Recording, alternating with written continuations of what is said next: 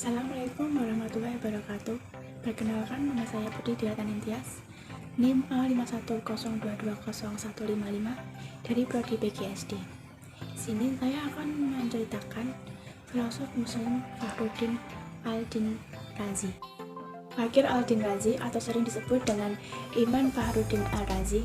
Beliau lahir pada 25 Ramadan 544 Hijriah bertepatan dengan 1150 Masehi di Rai, sebuah kota besar di wilayah Irak yang kini telah hancur dan dapat dilihat bekas-bekasnya di kota Tahiran, Iran.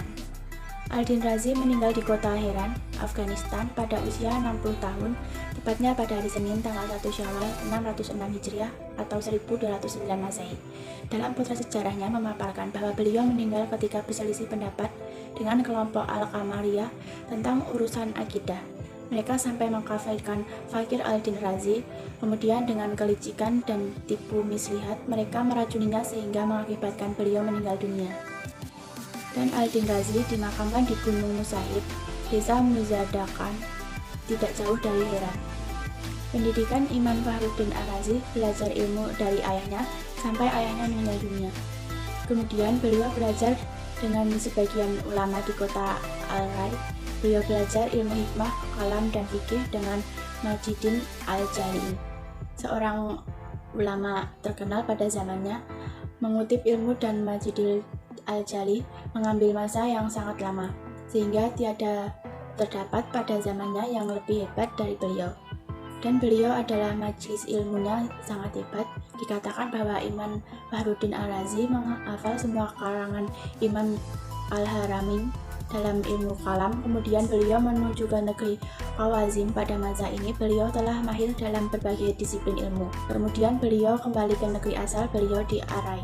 Dan di Arai pada masa ini beliau menjadi seorang dokter yang mempunyai kehidupan yang mewah. Keahlian atau bidang ilmu yang dikuasai Fakhruddin al-Din Razi, ia adalah anak yang mempunyai kecerdasan luar biasa hingga kemudian dia mengenalnya sebagai Syekhul Islam Fakhruddin al-Razi atau Ibnu al-Khattab Arai. Imam Fakhruddin al-Razi adalah sosok ulama yang ahli dalam bidang ilmu fikih, ilmu bahasa dan sastra, ilmu mantik atau logika, dan ilmu madhab kalam atau aliran pemikiran dan akidah. Termasuk seorang yang pakar di zamannya pada ilmu perubahan dan ilmu hikmah. Imam Fakhruddin al-Razi apabila berjalan beliau diiringi oleh lebih dari 300 murid yang senantiasa bersedia mengambil ilmu dari beliau dalam bidang tafsir, fikih, kalam, kedokteran, usul fikih, dan lain sebagainya. Karya-karyanya terbagi menjadi 3 bagian.